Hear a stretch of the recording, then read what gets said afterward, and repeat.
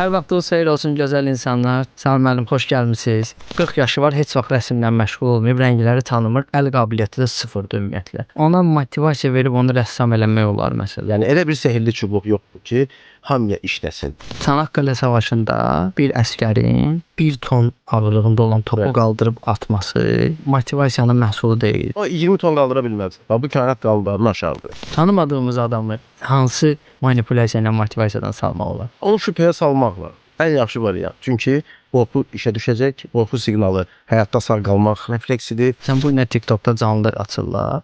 Adamlar yəni məsələn 7 saat canlıda oturur belə. Onu o yerdə otuzduran puldur və o motivasiyası ondandır ki, mən burada oturduqda daha çox pul qazandım. Pulu kəssən oturmayacaq. Yüzlərlə, minlərləsi var ki, danışarkən, sual verərkən belə görün mən nə qədər pul qazanacağam sualı ilə bu prosesə bağlı. Onların 100% uğursuz olur.